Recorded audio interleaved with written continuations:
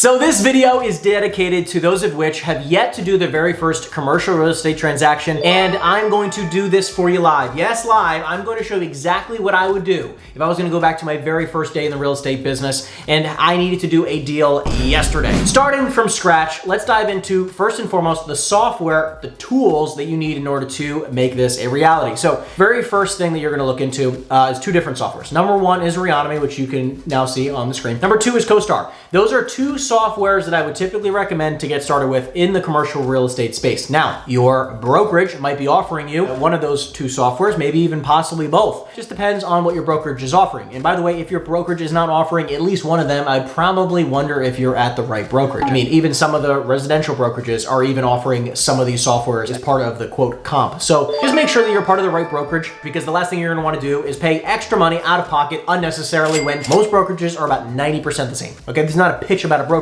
but this is just saying, if your brokerage is not at least offering you one of these softwares, if not both, you should probably look somewhere else. Just to give you an example, if your brokerage does not offer it, I would at least ask your brokerage if they would pay for it for you if you need to pay for it on your own. Just as an example, Reonomy is way cheaper. I think it's like $400 or $500 a month, and then CoStar is like $1,600 a month. And you're gonna need at least one of them to get started. I'm gonna do this on Reonomy just because it's a little bit easier for the sake of this video, just because also it's cheaper and most people will probably end up using Reonomy if they can't afford CoStar. All it really is that it's basically a tax record MLS blend. That's really what this is. All I'm gonna do is in the search bar, I'm gonna click advanced options at the very beginning, and then you're gonna come up to the screen. I already pulled a quick one for you, but I'm just gonna get started from scratch here. But let's just say that I wanna do multifamily as an example in New Jersey. So I'm gonna do Monmouth County, New Jersey. Next thing I'm gonna do is property type. Let's say I'm gonna do multifamily. Then I like to kind of break this down just a little bit more and get a little bit more specific. So first and foremost, you're gonna go over to more filters. I'm gonna do a couple things here. I'm gonna do not within, this is the sale date, most recent sale date. So I'm not gonna do not within the last 10 years. So I wanna make sure that this property has not sold within the last 10 years. Then you're gonna go over to, let's just go into a couple different things here. Make sure, by the way, if you wanna do like lot and block, let's just say you only wanted to do, you can go to here and do 10 units and larger or whatever you wanna do. I'm gonna break down multifamily a little bit more. What you're gonna do is that, again, I clicked on multifamily, but I'm gonna uncheck the boxes of a lot of these other smaller ones. CoStar and Reonomy does not have 100% of every property. It just does not. There's literally not a software out there that has 100% of every single property. Multifamily,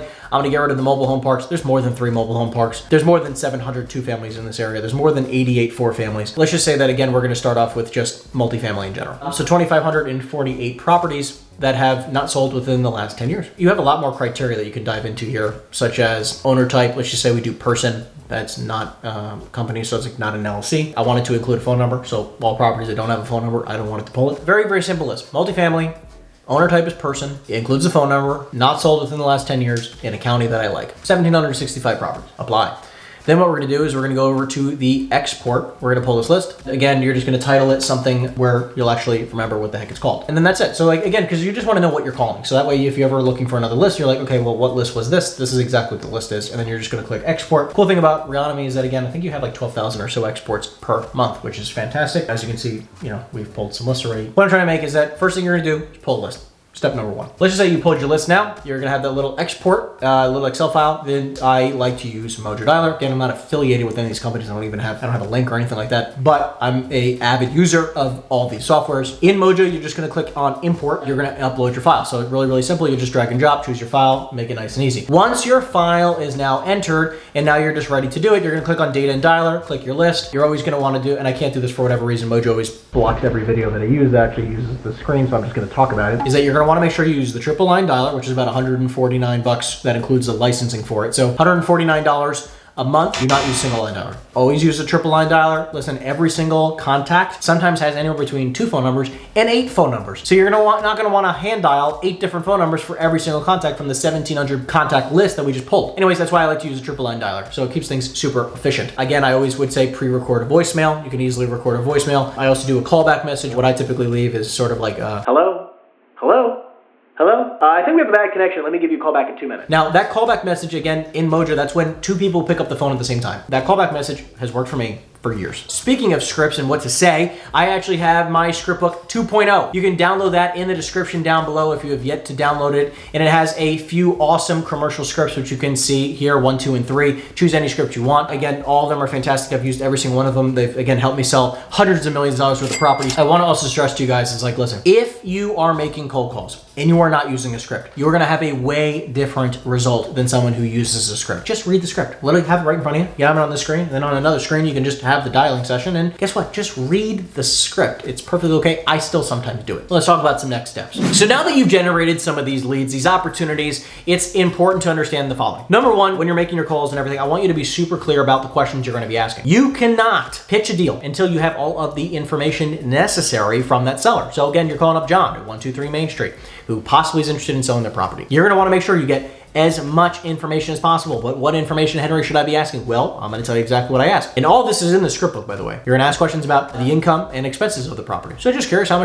much income does the property bring in roughly? You're going to get into getting a T12, which is a trailing 12 months of income, right? Getting a P&L, a profit and loss statement from the owner shortly, not immediately, because again, you don't want to be super intrusive on your very, very first call. When it's like, hey, well, quickly, just, do you have a rough idea of what the income is on the building?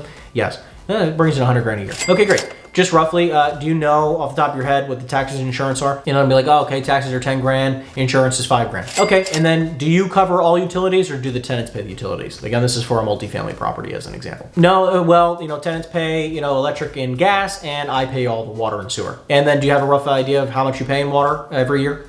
Somewhere around maybe, 3 to 5, let's say $500 a quarter. Great, so about $2,000 a year. Okay, cool. Do you have any other expenses that you pay for at the building? Pay for security, blah, blah, and they're gonna tell you a bunch of little things. Okay, cool. So just to be super clear, you pay the taxes, the insurance, and the water, besides, a couple other common area maintenance items, and possibly some software. Do you have a property manager? Do you manage it yourself? Oh, I manage it myself. Okay, cool. Now listen, I'm just making small talk here. Now, I've gotten some information. So based on what you've told me, the property brings in $100,000. Again, I want to repeat this back to them to make sure I heard you correctly, right? So just to make sure I heard you correctly, I'm just gonna repeat this back to you. Brings in $100,000 a year, your taxes are 10 grand, your insurance is 5, and you pay for a couple other things here and there. Let's call it maybe another couple $1,000s for the year.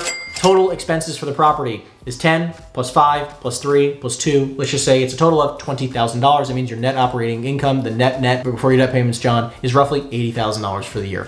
Yes, that sounds about accurate. Okay, cool. And then just to be super clear, John, did you happen to have a number in mind of what you'd be looking for the property? Well, I'm looking for about 1.5, 1.6 million. Okay, John, I'm just curious. How did you come up with that number? I'm not coaching him on how to do it yet. I'm just asking. So I'm just curious how you came up with that number. Well, property down the street sold for the same, and it's the same kind of property, blah, blah, blah. Okay, what was that address? 123 Main Street. Okay, cool, I'll check that out. But you just want to get a gauge and just be like, okay, well, in this economy right now, things are typically trading between a 7-8% cap rate. Again, if you're netting $80,000 a year, it means typically properties you're selling for, or your property would typically trade for somewhere between $1 million and maybe 1.2. And then you just shut up. You say that. So property would, trade between $1 million to 1.1 or 1.2. And let the silence happen. And silence is okay, by the way. I like silence. Let silence be used to your advantage, because what's going to happen is you're going to want to let the silence sit. And then let them respond when they're good and ready. And they're going to respond to you and say, listen, I would never sell it for 1.1, 1.2, $1 million, whatever. Or they say, I can understand that. Yeah, listen, okay, if I can get somewhere in maybe 1.2 range, I'd probably consider it. I'm not kidding you. This happens all the freaking time. People just say a random number. You call up Joe Blow off the street and say, hey, I want to buy your property. They're probably not going to try to tell you their rock bottom number, their very first number. They're probably going to say, I want $1 gajillion for my property. Because, who the heck are you? But once you get to know them, you ask all the right questions, you're nice, you're kind, you're genuine on the phone, got good energy, and guess what? They're probably going to want to end up doing business with you. So I do quick math in my head. Now, again, you probably could just use a calculator. I'll take out my calculator, run some numbers. I'll be able to quickly just kind of give them a range. I like to present an offer 100% of the time with them on the phone. Now, again, it's a range. It's not like I'm presenting an offer to them 100% of the time. I just give them an idea of really roughly where the market's at. Say, well, the most recent property that, just sold locally here, that property there down the street, actually, I see that it sold for 7 cap, 8 cap, whatever it was, right? You can just to be super clear. And again, if you don't know that information, you're not going to lie. That's not the point of this here. The point is to be clear. It's like, well, properties right now, and honestly and truthfully, are trading between 7, 8, 9% cap rates. That's what they're trading for. And by the way, if you're in an area that's trading at a 6, well, then you're probably in Miami. Even downtown Manhattan is trading for like a 4 or 5 cap right now. You need to know your market. I'm not telling you to lie. The point here is more so of just giving them a range, giving them an education, and you're saying it in a really kind fashion, which is not like I'm expecting you to accept this offer, but I am saying that this is where things are. And would you at least consider something in that range? And then when they say absolutely not, that's totally okay, but also just know you might be wasting your time with that type of lead. Let's just say that they said something along the lines, okay, well, I won't do 1.2, but 1.2 is a little low, but maybe between 1.3 and 1.4. Okay, well, you're gonna run your numbers a little bit and you're like, okay, well, let me take out my handy dandy calculator really quickly just so I can do some really quick math with you on the phone here. Brings in net 80,000 divided by 7%. Comes about to 1.142. Let's just say he's stuck on the 1.314 number. Is it a little bit high? Yeah, it really is. 1.6 would be an exact 5 cap, so it's definitely not gonna sell for a 5 cap. But hypothetically, what you're gonna look at right here is, okay, well, if it brings in 100 today, gross income, what is the possible future income in this building? Is it 200,000 or is it 120, right? Like how undervalued is the rent? Because hypothetically, if it was 50% undervalued and the property could actually be worth, let's just say this is a 10 family. This is a 10 family and he wants 1.4 million for a 10 family, okay? And it only brings in on average $1,000 a unit. That's even less. It's like $800 a unit. It brings in $100,000 a year and net 80,000. Well, guess what? On a price per unit basis, this might be a really, really good deal. But again, I don't know what the average rent is. You need to know what those numbers are. So, once they give you the information, 10 family, 1.4 million. Now what I'm gonna do is that I'm gonna go out and try to find a buyer. So as an example, I'm just gonna make a quick call and see if they answer. Contract in Florida, Junior speaking. Yeah, I'm sorry, is this Zhao? No.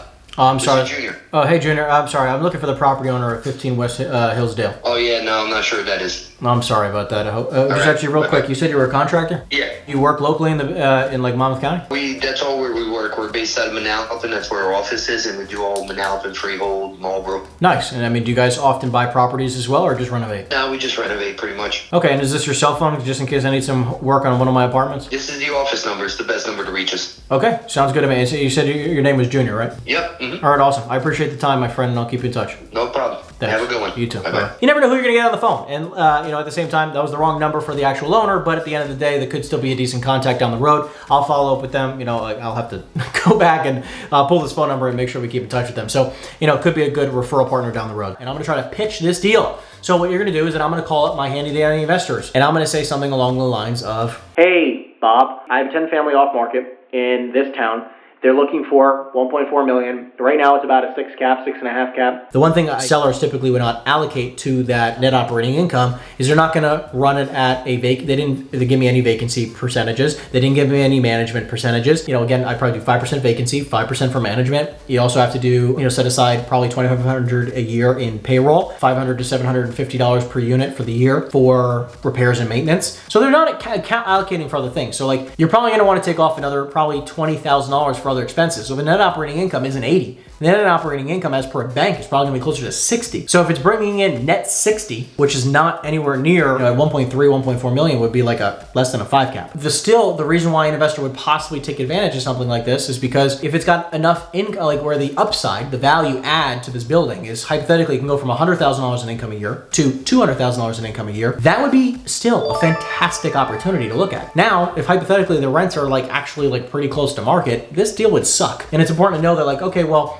I'm not gonna call it my investor Bob, my buyer Bob, because it probably doesn't make any sense. This deal wouldn't make any sense if there's no upside. However, if there's a lot of upside, and say, hey Bob, listen, the income of this deal can go from net 60 to net 150. Well then the the value of this property, you would take at 150,000, call it 150 grand, divided by, call it 7%. Well, now the value of this property can be worth down the road 2.1, 2.2 million. That's great. That means that Bob is buying a property at 1.3, 1.4, he's got a lot of opportunity down the road to increase the value of this property. So just know that right now in this economy, if you don't have a deal that really is a true 7+ cap day one, which is the net operating income after not only taxes, insurance, all utility payments and everything like that, but also including a vacancy rate, management of 5% each, plus $2,500 extra for payroll and an additional $750 per unit per year. If you're not at a net 7 cap, you're probably gonna have a very hard time selling that property. If you don't know a Bob, we understand something. It's very, very important that you realize that you can't just send any Joe Blow information on a property, especially an address. Even if you sign an NDA or a CA, you're gonna wanna make sure you get an exclusive signed with John Smith, the seller. Because if you don't have an exclusive and then hypothetically Bob wants to do the wrong thing here and go around you and contact this John Smith, the seller directly, they can. Now again, when you have an exclusive signed with John Smith, the seller, you're gonna be fine. Now again, with me, I don't sign a lot of exclusives, but it's because I work with the same 10 or 15 buyers